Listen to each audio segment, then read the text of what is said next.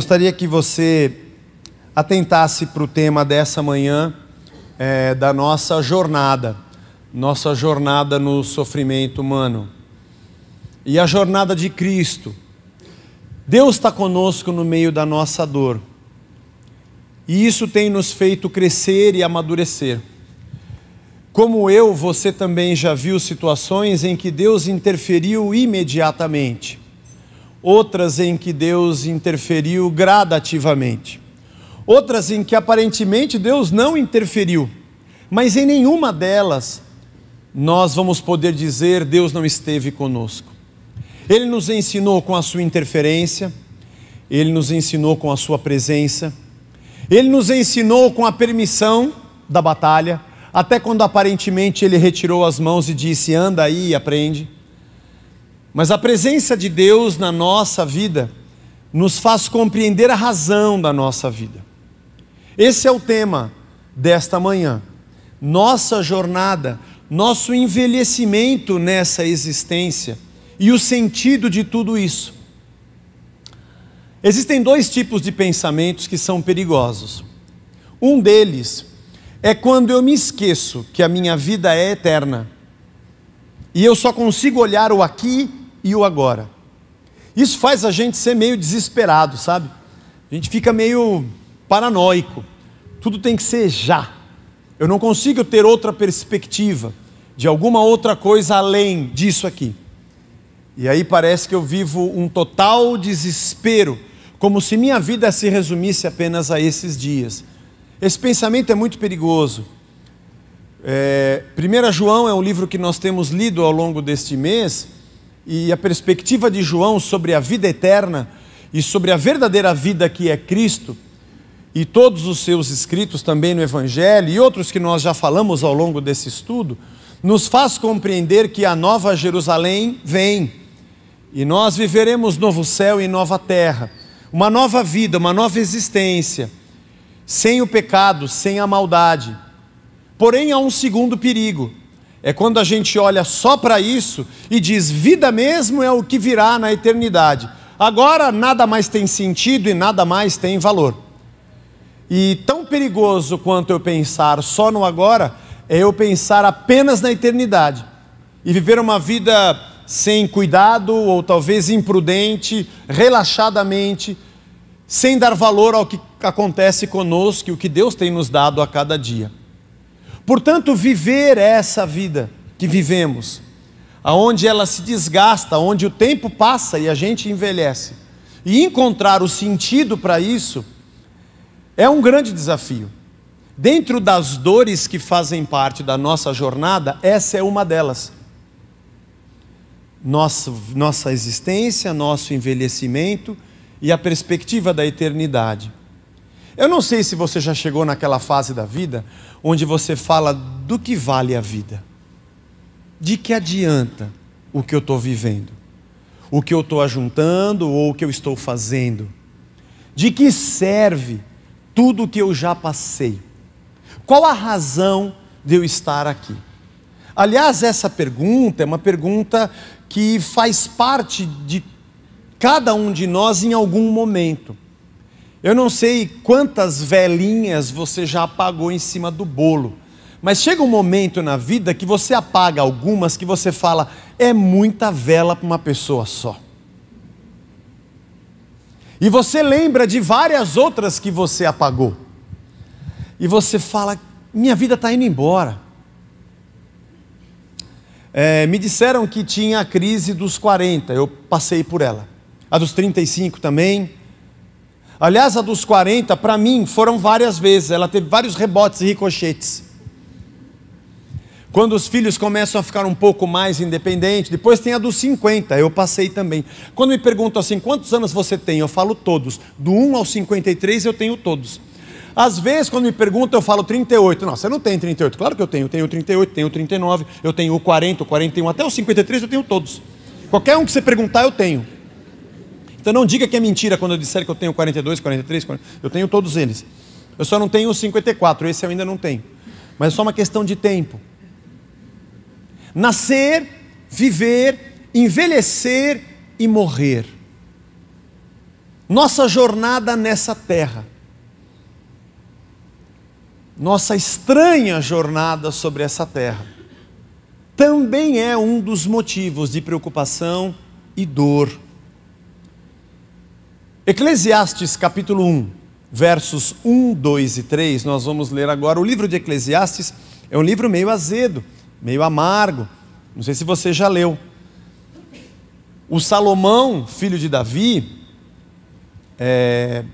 a quem tradicionalmente nós reputamos a autoria do livro, e chega no momento da sua vida, depois de ter tido tudo, e Salomão foi um homem de muitas posses e muito rico, um dos maiores da antiguidade em riqueza, chega também no momento da sua vida de perguntar de que adiantou tudo isso.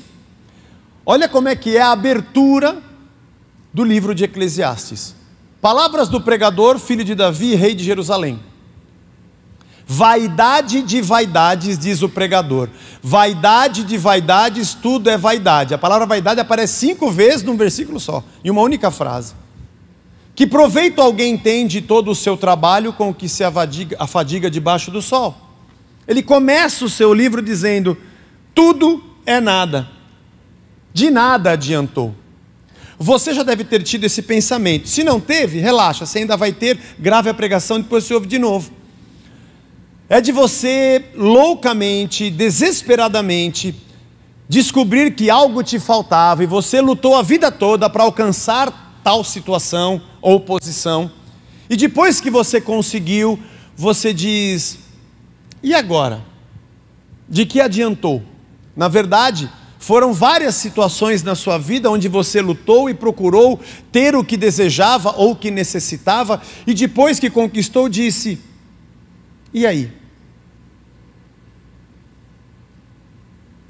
Tem uma música do Raul Seixas que ele fala isso, né?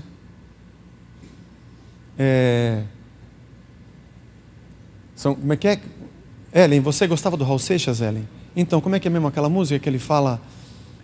E agora que eu tentei conseguir tudo e agora me pergunto, e daí? Ouro de tolo, é o ouro de tolo. Ouro de tolo.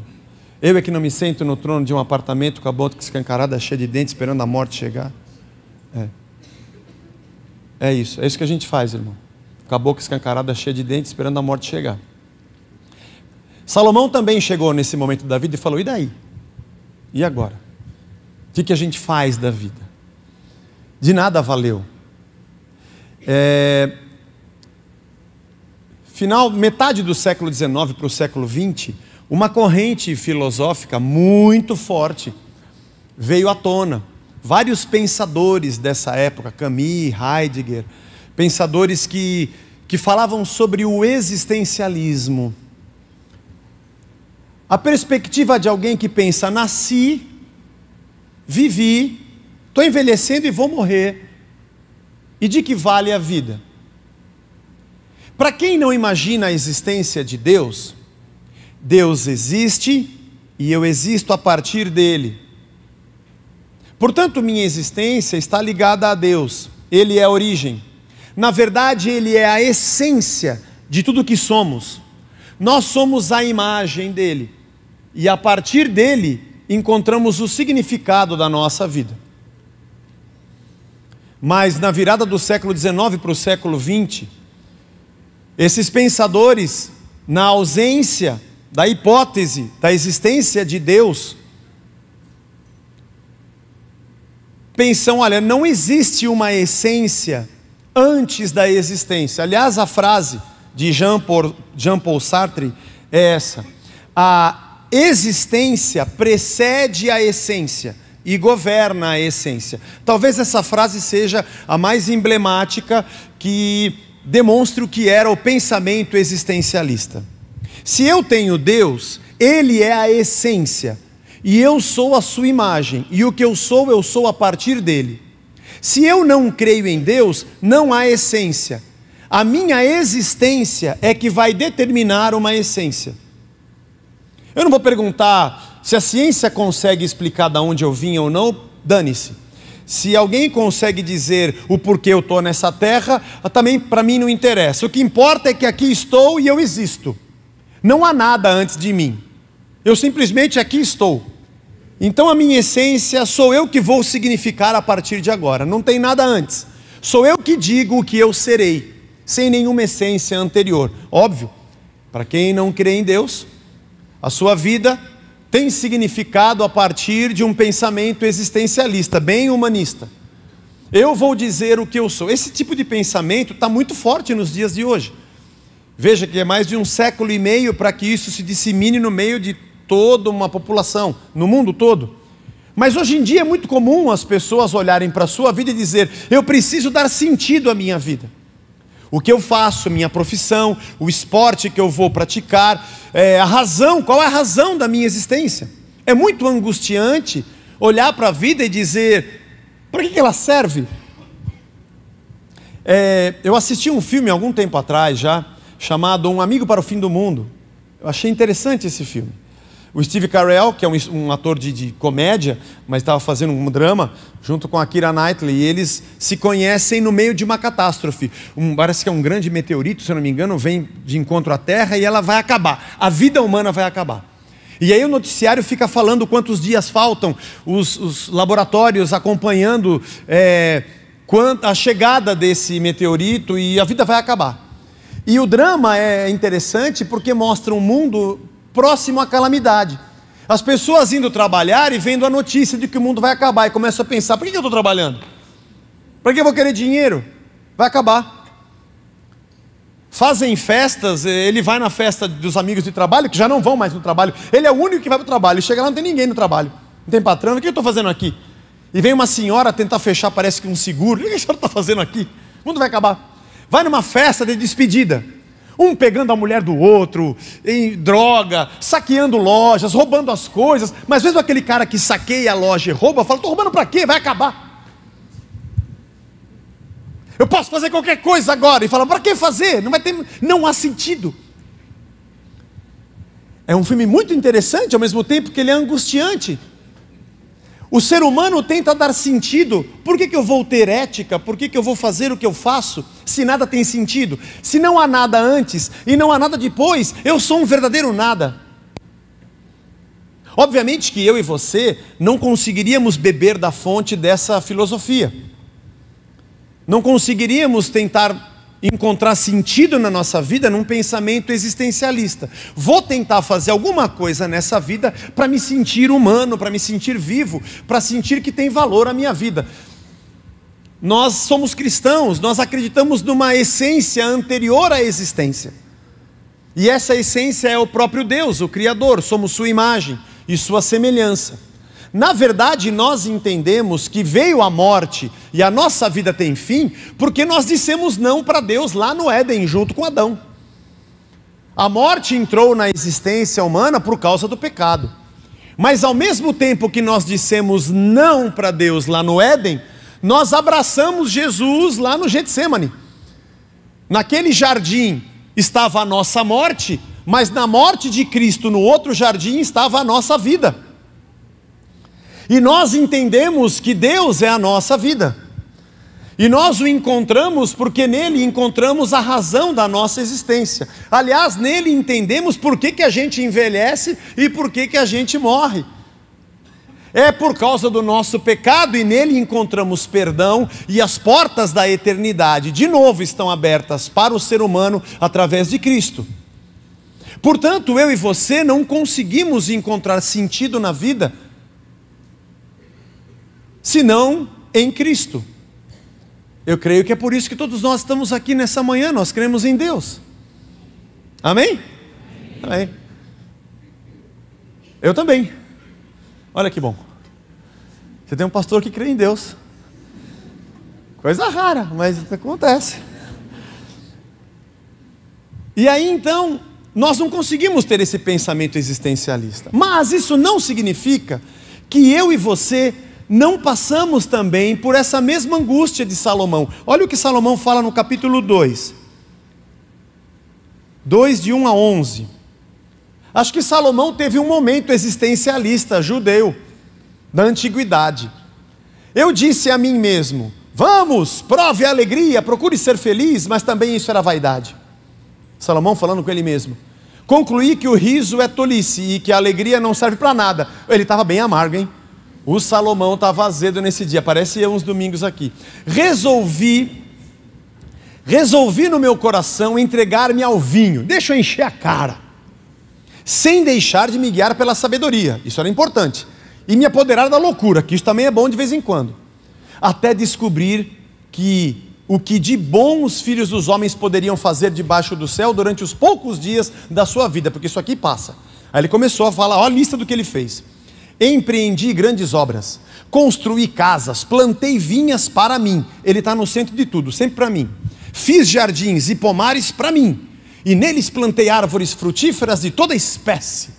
Fiz para mim tanques de águas, para com eles regar o bosque em que reverdeciam as árvores. Comprei escravos e escravas, e tive escravos que nasceram na minha casa. Também tive bois, ovelhas, mais do que tiveram todos os que viveram em Jerusalém antes de mim. Eu me enchi de tudo que eu podia e me rodeei de tudo que eu queria. Amontoei também para mim prata, ouro e tesouros, juntei grana. E tesouros de reis e de províncias, porque ele conquistava reinos e trazia as riquezas. Provi-me.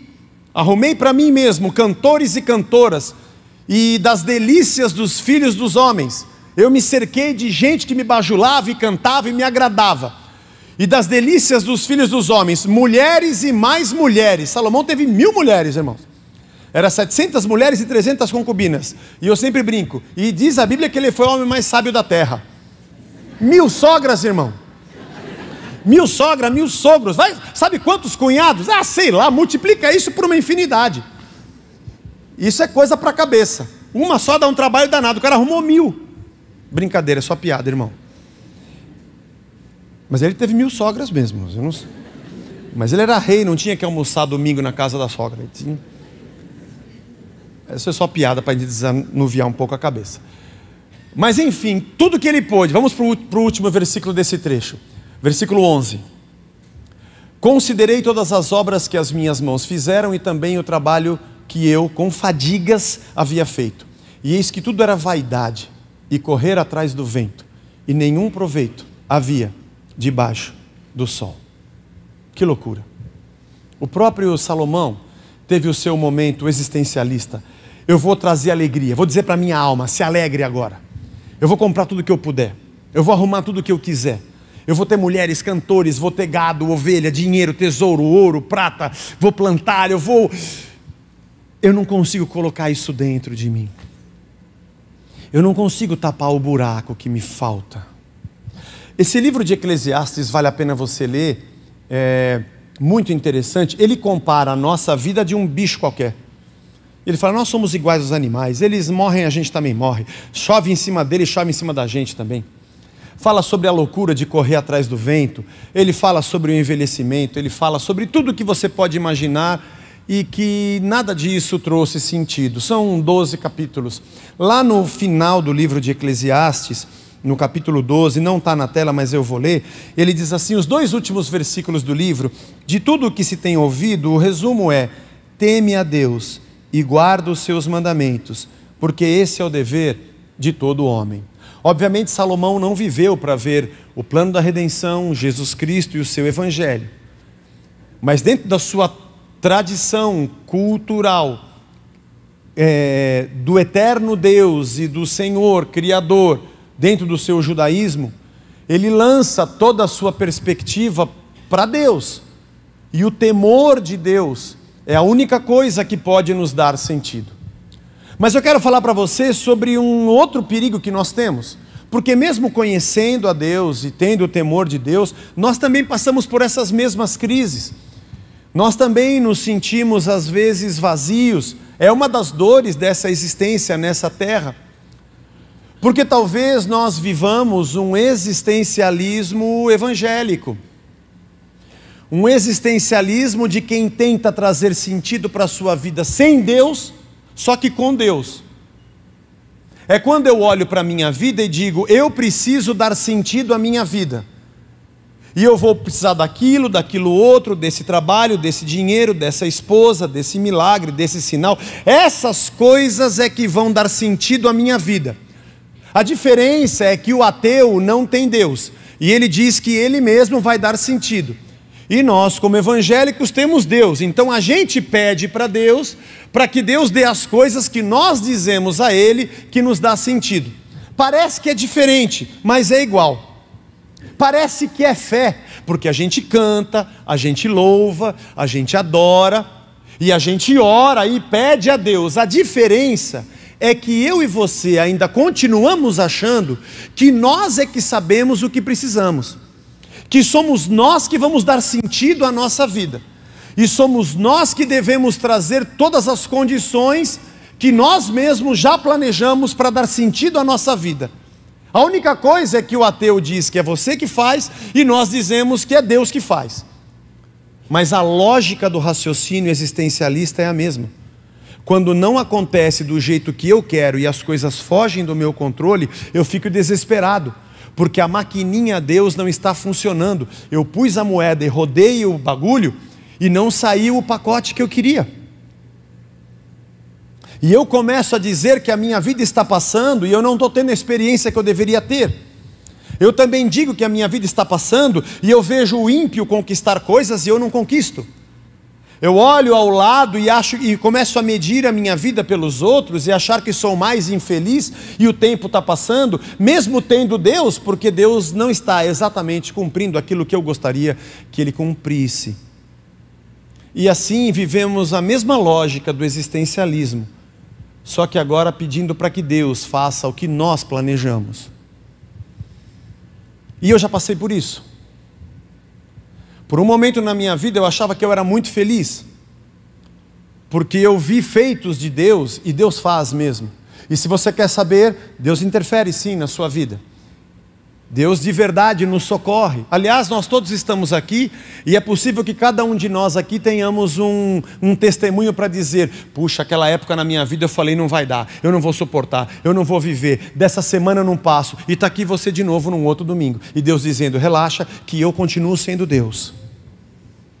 Nós é que nos desesperamos achando que se não acontecer o que eu disse, ou se eu não pagar aquilo que eu tenho que pagar, ou se eu não viver aquela experiência, eu morro, eu sucumbo, eu desapareço e nada vai dar certo. E Deus diz do céu: mentira, você vai passar porque eu estou com você, umas eu vou resolver, outras eu vou te ensinar a resolver, mas eu nunca vou te abandonar e a sua vida está na minha mão. E cada domingo que passa a gente está aqui de novo, entendendo e tendo que aprender que a nossa vida está de verdade nas mãos de Deus. E Ele cuida de nós. Nós trazemos um pouco mais de dor para a nossa jornada quando nos mimamos numa infantilidade de que Deus precisa se curvar à minha vontade. Ele sempre vai ser Deus em nossa vida. Ele sempre vai ser Senhor da nossa vida.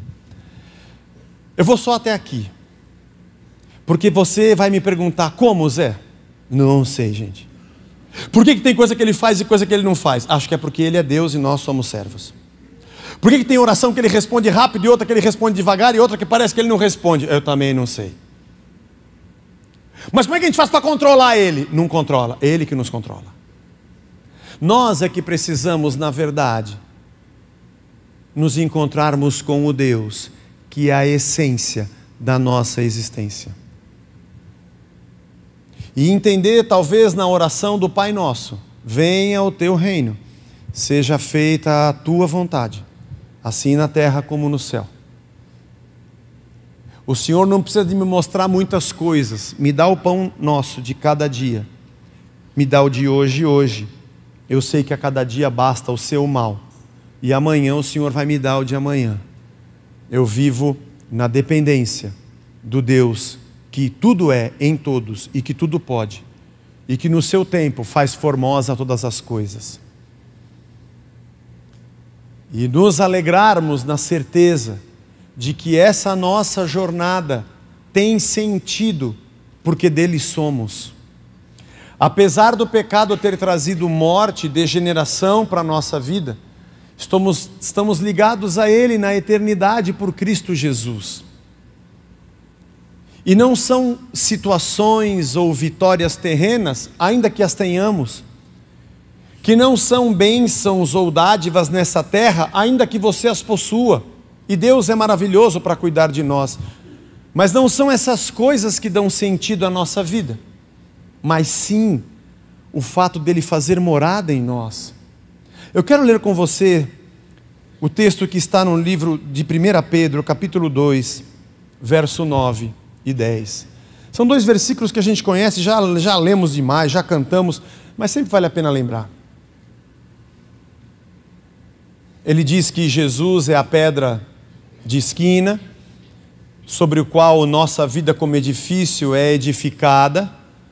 Os ímpios rejeitaram a pedra que é Jesus, mas nós, porém, nós somos geração eleita, sacerdócio real, nação santa, povo de propriedade exclusiva de Deus, a fim de proclamarmos as virtudes daquele que nos chamou das trevas para a sua luz. É para isso que a gente existe, e é nele que a gente vive. Antes vocês nem eram povo, mas agora são povo de Deus.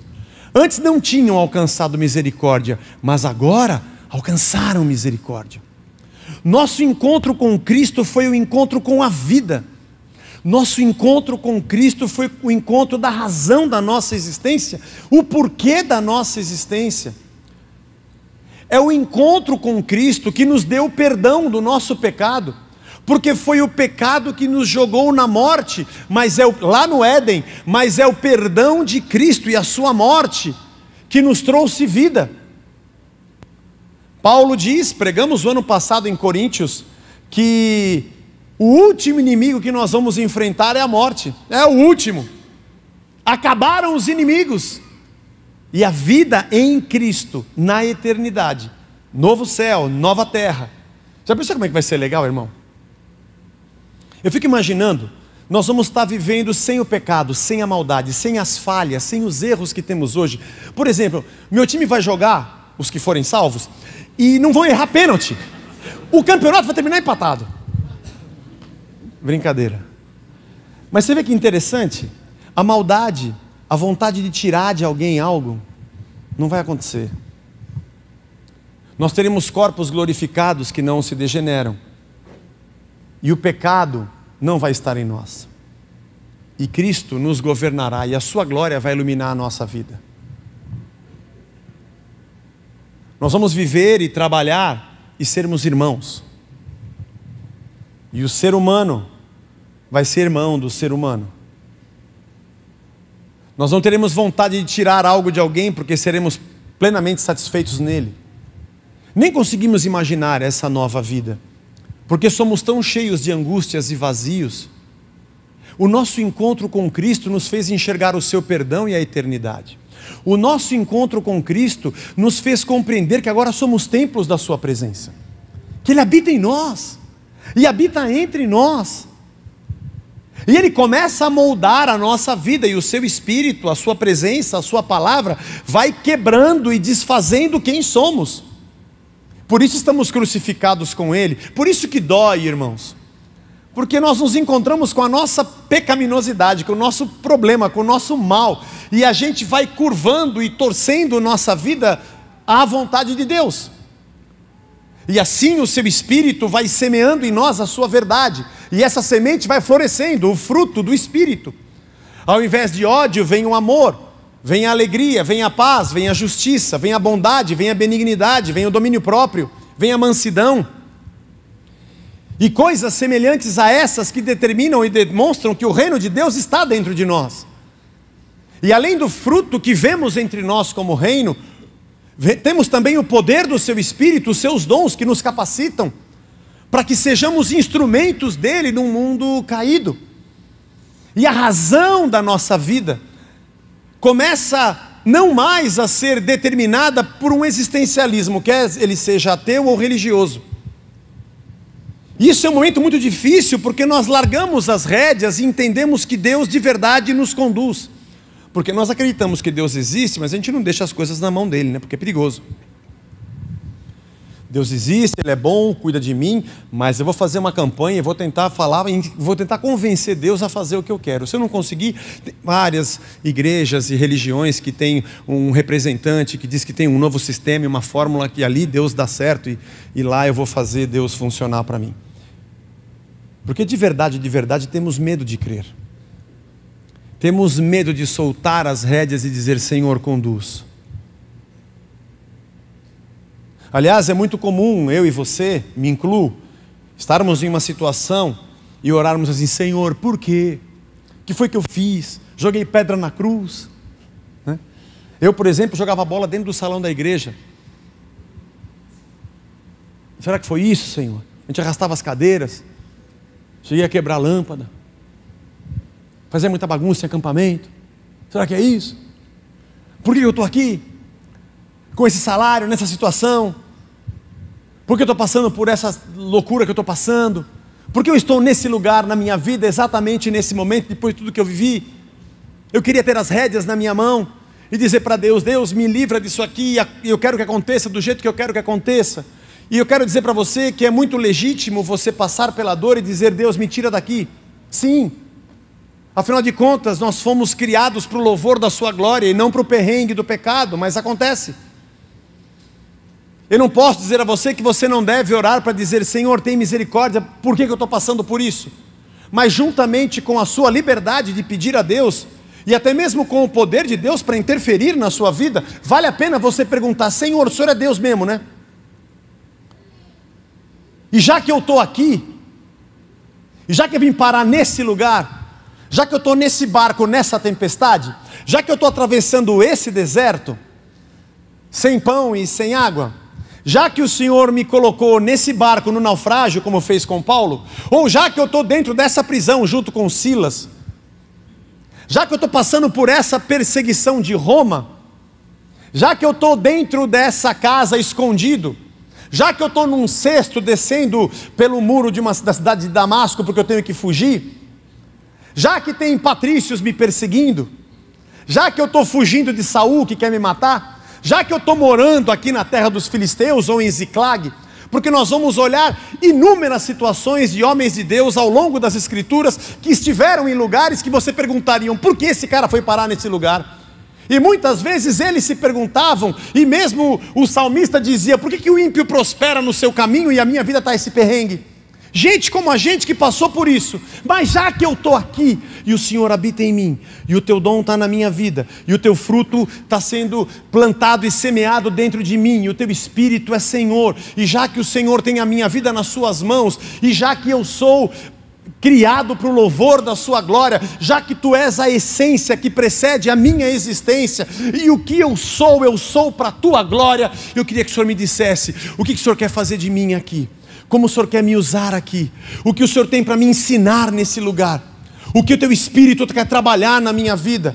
Será que eu estou passando por esse perrengue exatamente porque o Senhor quer que eu seja luz e sal nesse lugar? Será que eu estou preso aqui nessa prisão e quando eu e Silas cantarmos vai quebrar as correntes e o carcereiro vai ser salvo? Será que passar por esse deserto vai ser encontrar gente que vai precisar do Senhor? Será que ter que guerrear contra a cidade de Jericó é ali que aquela prostituta vai se converter e vai entrar na genealogia de Davi e de Jesus? Será que não foi na loucura que você passou, no momento mais difícil da sua vida, que você encontrou Cristo? Assim como a gente olha para essa vida e diz: acho que Deus não está em nada disso, ao mesmo tempo eu digo: não é possível que Ele não esteja. Eu acho que Ele está em cada detalhe, em cada vírgula e em cada passo. E antes de eu dizer: se tal coisa acontecer vai melhorar, talvez eu deva dizer: já que Deus habita em mim, eu já tenho paz. Ele cuida de nós, e Ele sabe todas as coisas. É aqui que a gente descansa, não porque temos o controle. Nós queremos uma bola de cristal. A gente adora ir atrás de um profeta para que ele diga o que vai acontecer amanhã, porque aí hoje eu durmo mais tranquilo, se eu já souber o que Deus vai fazer. Fé não é ter alguém que diga o que vai ser amanhã. Fé é dormir em paz, mesmo que eu não saiba o que será amanhã, porque o meu amanhã já está nas mãos de Deus, ainda que eu não saiba. Por que trazemos tanta angústia e dor para as nossas vidas hoje? Eu também me pergunto, porque eu sou igual a você. O tempo passa, a gente enfrenta umas batalhas até contei aqui domingo, acho que não foi nesse horário. Eu saí outro dia com a Blanche, tem a barraca do pastel na frente da nossa casa, ali na feira, de sábado. Fui comer pastel com a Blanche uns 3 sábados atrás. E passou a mulher do posto de saúde dizendo: vai ter vacinação. Eu quieto. Sarampo, coisa de criança. É para adulto. Pegou. E a Blanche diz: nós temos que ir. Eu falei: eu não saí de casa para tomar injeção, mano. Você sabe como é que eu adoro injeção. Não saí de casa. Não, mas tem que ir porque... Eu falei assim: mas até é adolescente. Não, até 59.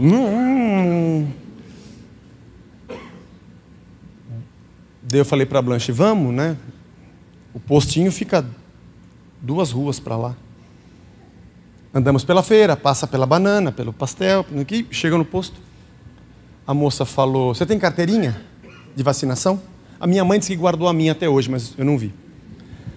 Eu falei assim: não, mas eu tomei sarampo quando era pequeno. Eu sei, mas tem que tomar outra, não sei o quê. Mas o senhor tem uma identidade? Irmão, eu tinha. Ah, meu Deus. Eu não podia mentir. Eu falei: tenho. Então a gente faz uma carteirinha agora para o senhor. Tudo bem. Eu não saí de casa para tomar injeção. Aí quando ela trouxe a carteirinha, ela falou assim: bom, mas a gente não sabe o que você já tomou, o que você não tomou.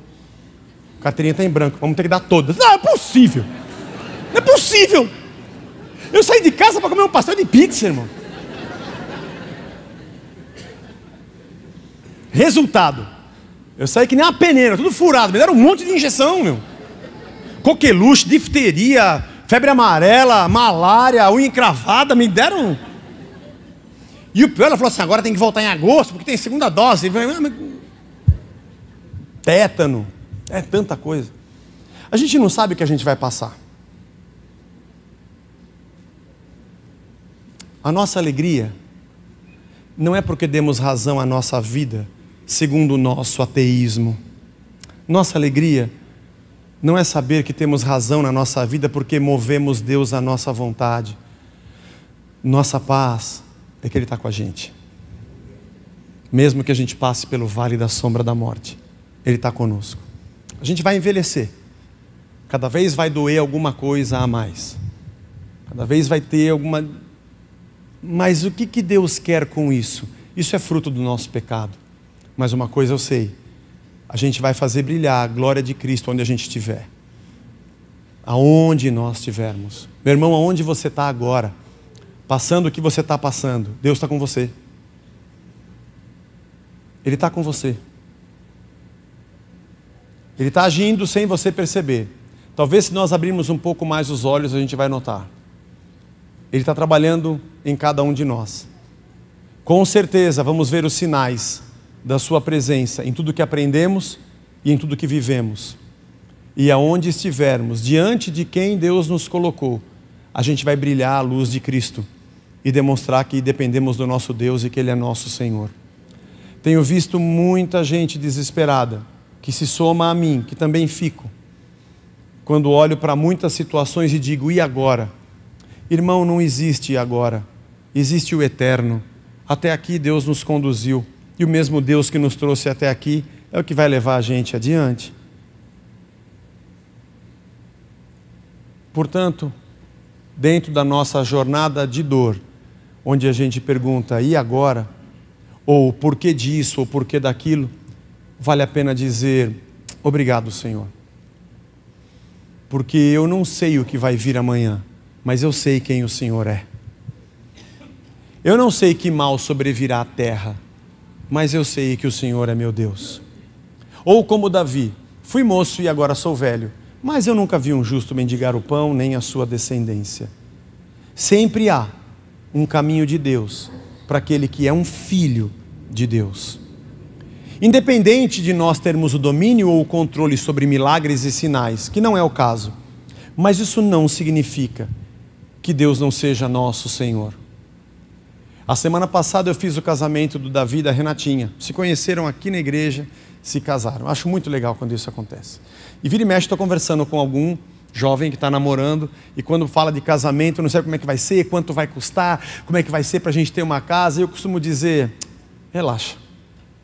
Você também que já casou sabe como é que acontece. Como é que acontece, irmão? Não sei, irmão. Aparece alguém e fala: ó, geladeira eu dou. Alguém que fala assim: ó, relaxa, máquina de lavar é comigo. Faqueiro, né?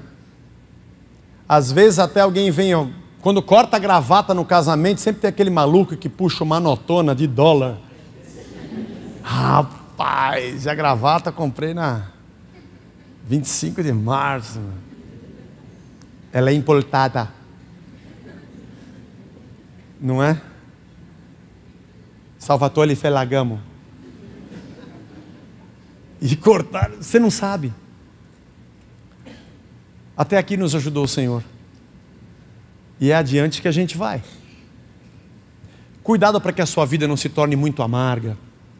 E você desconte em todo mundo que está ao teu lado, porque você não tem controle. Cuidado para que dentro da sua casa a coisa não fique ruim, porque o dinheiro está curto. E porque talvez só você trabalhe, e você briga com o seu filho, ou briga com a sua esposa.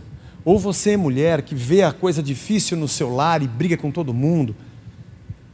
Ou até mesmo quando você encontra alguém, a gente se torna amargo porque perdemos o controle. O grande sinal que a gente tem para esse mundo é que nós não somos pessoas que não têm deserto, nós temos. Porque quando vem a tempestade, descem as chuvas, transbordam os rios e sopram os ventos, ele bate em toda a casa, do ímpio e do cristão. A diferença não é que o cristão não tem tempestade, é a mesma que vem. É que ele tem a sua casa firmada sobre a rocha. E eu sei em quem tenho crido, e estou bem certo que Ele é poderoso para guardar o meu depósito até o dia final. E que Ele tem cuidado de cada um de nós. Que nós possamos, no meio do nosso periago, descansar.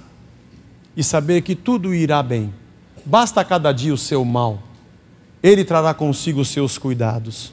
A gente busca o reino de Deus. E as outras coisas Deus vai nos acrescentar.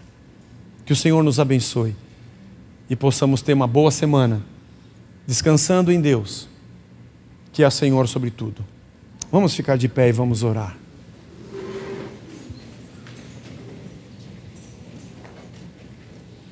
Feche os seus olhos.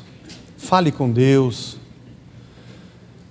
Se você tem tido dias de amargura e de dúvida, insegurança, indefinição, esperando respostas. Nossa jornada nessa terra é cheia dessas coisas, a gente não tem controle. Senhor, nós queremos descansar em Ti. Tu és Deus, Senhor sobre todas as coisas. O Senhor nos conhece antes de estarmos no ventre da nossa mãe. Tua palavra diz que diante dos Teus olhos estão escritos todos os nossos dias. Que nenhum fio da nossa cabeça cai sem que o Senhor saiba. Que somos a Tua igreja comprada pelo Teu sangue.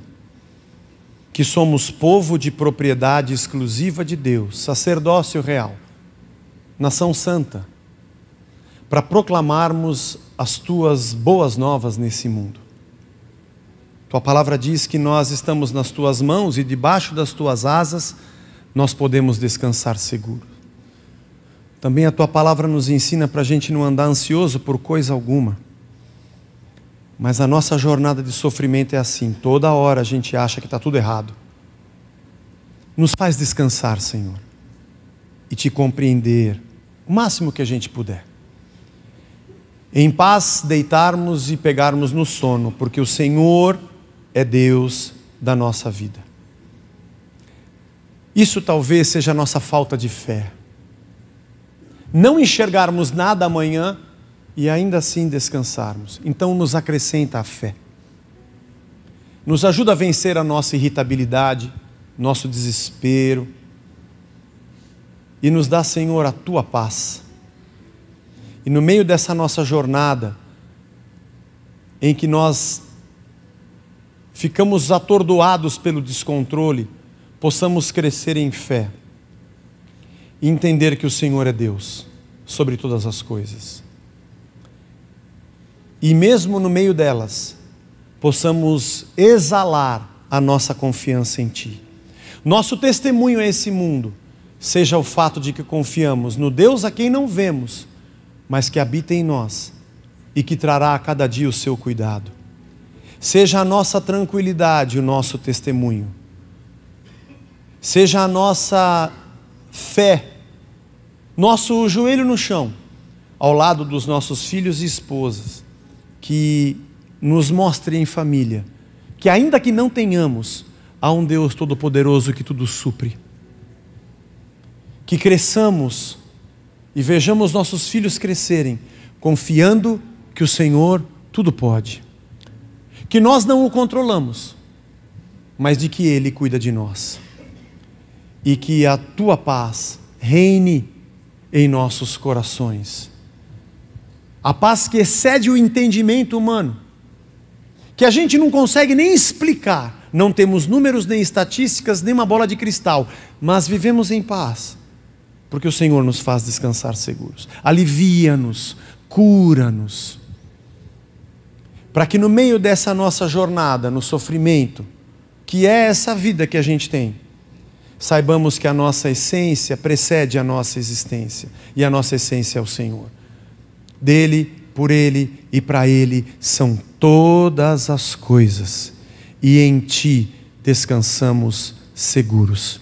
Abençoa a nossa semana de trabalho, guarda-nos, Senhor, de todo o mal, e no meio da nossa jornada de guerra que começa amanhã cedo, para alguns hoje mesmo, nos levantemos e coloquemos também nossa cabeça no travesseiro, certos de que nossa vida está em Tuas mãos. Podemos dizer: Ebenezer, até aqui Deus nos ajudou, e Deus que nos fez chegar até aqui nos continuará a abençoar. Recebe nossa adoração e nossa gratidão, a alegria de sermos Teus, porque só Tu és Deus. Acima de tudo e todos, Tu és Senhor.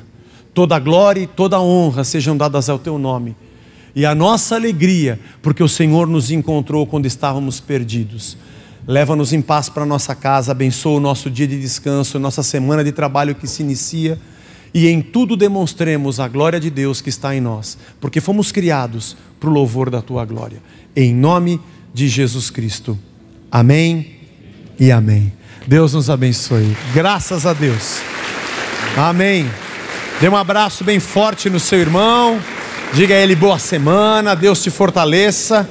Você que nos visitou ou nos acompanhou pela internet, até a próxima semana. Sinta-se sempre em casa. Vai na paz.